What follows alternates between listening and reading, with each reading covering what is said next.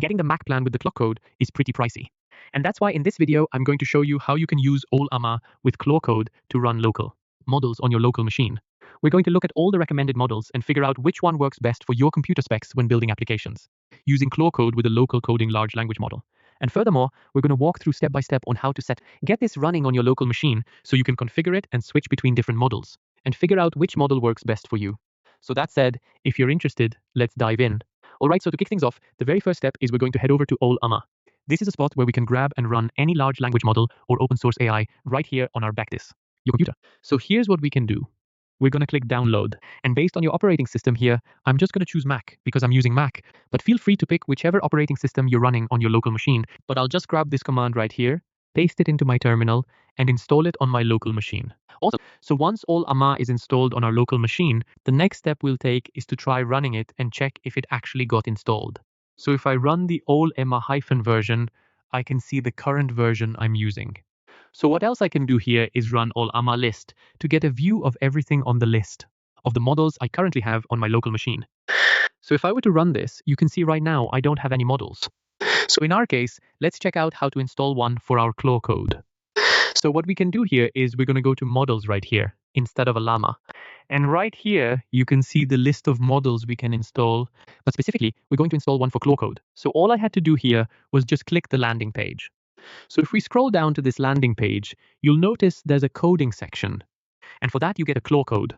So if I click here, it'll basically show you the recommended models for Claude Code. For instance, Q13 Coder and GPT-OSS. So here's what I can do. Let's say I view them for my project called Bookkeeping Applications. And all I need to do here is just launch Ollama with Claude.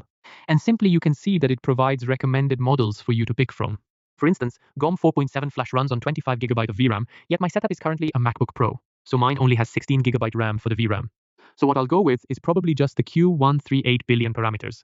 That's just 11 gigabytes of VRAM. So for now, I'll just go with that option. And of course, you can also pick some other options based on your machine. And you can actually get more info on the specs by clicking on the models in Ollama and learn more about which model fits you best. So take GPT-OS for instance, where you can pick the 65 gigabyte RAM option. So whichever option works best for you can go with that, right? So what we can do now is I'm just going to pick this option right here, Q13 billion parameters. And I'll just go ahead and say yes, download it, and it'll fetch the manifest. And give it a shot by setting this up on your local machine. But obviously, if you don't want to download this way, you want to download this manually with the model that you like. For instance, with a model like GPT-OS at 20 billion parameters, you can simply open a terminal and just run the Ollama pool for these models, and it'll simply download it right. And then after you get that downloaded, you'll just run Ollama list, and it will basically show all the models you've got on your current machines. But here in our situation, going back to the setup for Q13 Coder, you'll notice it's asking, reach out to us if you'd like access to the workspace.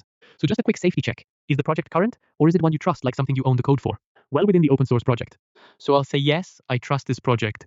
And right here, you can see we have our clock code model here. It's switched to Q133B parameters here. So if I say hi, let me just run this command right here and see what it produces. And here you can see what it spits out. It says, hello, how can I help you today? All right, and if you're wondering how it's able to fetch the status line right here, you can check out this video right here where I show how to add your status line bar, which displays the current context window you're using in your live chat with any large language model, not the clock coding. So go ahead and check out that video to get the full details. And of course, let's say we have multiple models here in our local machine. How can we be able to switch between them within those models in our Claude Code? For instance, all you need to do here is launch Ollama and just use -config. And here you can choose which model you want. So I'm just going to pick one here that's already installed. As you can see here, we can pick GLM4 and also bring in our Q1.2.5c odor, right? So these are all the options we have, all right. So that's basically how we can use Ollama with Claude Code and any large language model, a local LLM for your Claude coding sessions, right? But what I want to do now is basically talk about how we can use it accompanying, because let's be honest, all those open source models here are no better than the Opus 4. So how can we ensure we get the best results when running local models alongside Claude Code?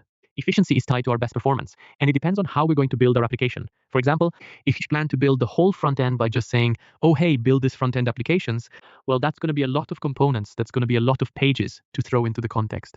But what if we get people to use something like Storybook so they can actually move those components over into their own use a standalone component and just perfect it, right? Since we're only perfecting one component at a time. So that means less context where the AI had to figure it out. So in this case, using local all here would be perfect for that. So if you want to learn more about Storybook, you can actually go to Storybook. It's actually a very simple way with NPM. Just execute this command on your project, and you'll see that all the components, each of the pages is right broken down into its own single page. And all we need to do here is just perfect one single component, one single page. So we've got those building blocks when we try to, use something like Opus or any other large number models here to a building, blocks together, right? So for instance, if I just run npm run storybook, and here's where my storybook starts, which you can see right now. So first, I'm just going to navigate to the storybook that I made, which includes pretty much all my email templates, our error pages, and the base stuff, different tables that we have in our applications. So in this case, what I want to do now is basically show you exactly, okay, let's say if I wanted to take this local model here step by step, because it's just one single component. And honestly, what we can do is pretty much tackle each component one by one. Like this email verification page, for example, right where the user just clicks on it, they'll basically verify themselves. And here's what we can do. I'm just going to grab this link and jump back to Claude Code. For instance, if I'm using GLEM4 with 9B parameters, and I'll just drop this in right here. Or we could actually grab the front-end design scale from Claude Scale. And if you haven't checked out my Claude Scale video on how to use it inside of Claude Code, then go ahead and take a look. But here, you can use the front-end design skill that you know was part of the Claude Code features. And so here's the plan. First, I'll switch to play mode, and then I'll paste the link, and then use the front-end design scale for a slash command. And now what we can do here, I'm just going to say, based on the current email verification email template, I want to use your front-end design skills to redesign the entire email for a cleaner look on our email template. For this specific email verification, I want you to do that, and please help me finish it up. And before you write the code, I want you to make a terminal wireframe so I can see exactly what it's going to do. Before we start implementing, please check for the email template. Thanks. And that's basically my prompt. And I'm just going to run this and try to see what it does here. All right. Then here you can see that we have our results and also our terminal wireframe. I don't think this is really accurate, but here you can see we have our button here, the logo right, and also text company, so it makes our email template way shorter and much more concise. But now, if I check the code that's going to be created in plan mode, you can see that it's plus and so the full code looks like this. We have our title, but what's missing sometimes is the accuracy for the local model here. It isn't really accurate, right? You can see it creates an HTML page, but it doesn't display. So you can see that this is a logo, but what we put in the logo is verified, right? It's not, we shouldn't verify locally, right? So that's something we shouldn't do in the HTML. But basically, you can see that's basically what you get with the local model. Sometimes it might not be as spot on as, the Claude Opus models or the Soda models, right? So that's a trade-off you need to keep in mind when switching to local models. So then it got me wondering, what are some models and all? And here Llama has the highest accuracy using Claude Code. So here you can see we've got the answer for depth rail Q13, which has like 30 billion parameters, which I don't think is good enough since 30B parameters is really high for VRAM. But here we have our GLM 4.7. So I was like, why not just give it a shot? So I'm just going to copy that and simply run this command on my local machine. So it can talk to the GLM, but I don't think this model lives on my local machine. I think it communicates with a third-party cloud provider. Did you mean the GLM.7? So I basically run that command and try to connect it on my local machine. So I'm just going to click on connect, and once my device is connected, so right now I'm just going to run Ollama launch cloud with config.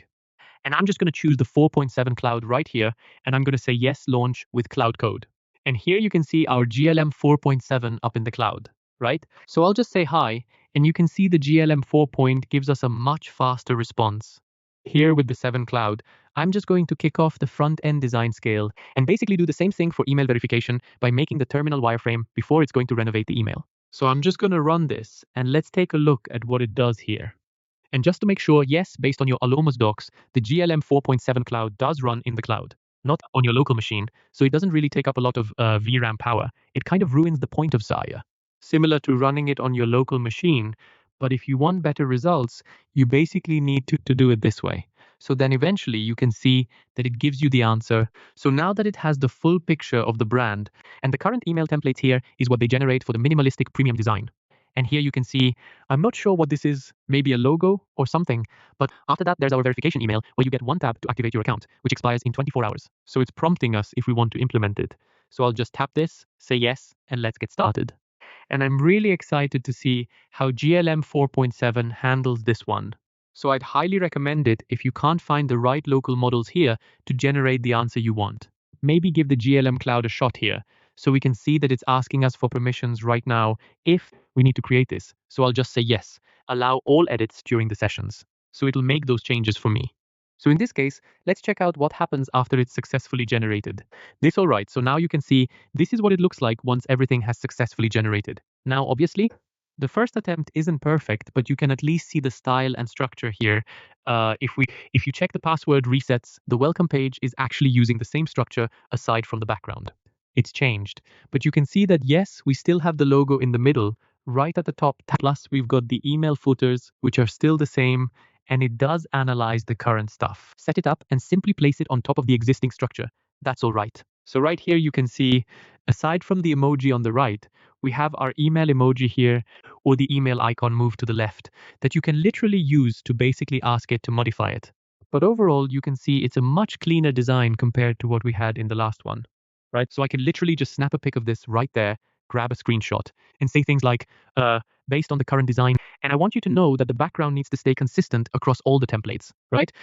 So make sure to go back and fix the email background color, Also, another thing is, if you check out this image, you'll see the email icon has shifted to left. Can you make it in the center, please? And that's basically my prompts.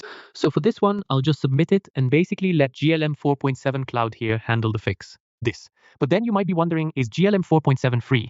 Yes, there is a free tier and a pay tier, right? So the free tier is designed for light use.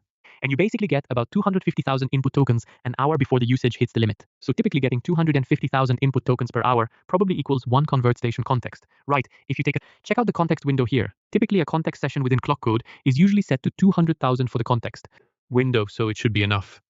And of course, in my next video, I'll make sure to do a full review of the latest GLM model and basically see how we can integrate our code with GLM, but also still utilizes all the features that Cloco offers. So if you want to check out a full review of GLM, the latest model like GLM5 in my Clock host sessions to check if it can handle a lot of those daily tasks like building apps or adding more features to it or using all those claw skills or other functionality that ClockW offers. So go ahead and drop a comment below and I'll do my best to make a video from it and show you how we can use GLM inside Clock Code with no limits by using its available tiers. Hey, okay, so be sure to comment down below, like this video. I'll definitely make that happen in the upcoming videos. But let's keep watching the video on GOM 4.7 Cloud to see what the result looks like. Okay, let's get back to the fix. So now both figs have successfully applied. And now let's say if I were to head back to the email verification, you can tell we have it all. So I had it basically roll back to the old background, which is now gray, right? Same color as this setup, but at least now the icon here is centered.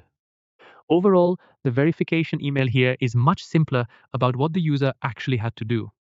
Basically, this is how we can use the Ollama model here to get high results with call audio, entirely free of charge. All right, that pretty much wraps up this video, and in the next one, I'll definitely compare everything. Look at the models inside of GLM to see if they're really up to par with the Claude Opus 4. And 5 inside of Claude Code and try to see if it can use all the functionality that Claude Code offers. And check whether it provides comparable value to Claude Opus 4.5. So make sure to like this video and comment down below if you're interested. I'll definitely plan to include that in a future video. Alright, so that's pretty much it for this video. And if you come across this video, please make sure to like this video. Think about subscribing for more content like this. But here's the thing, I'll catch you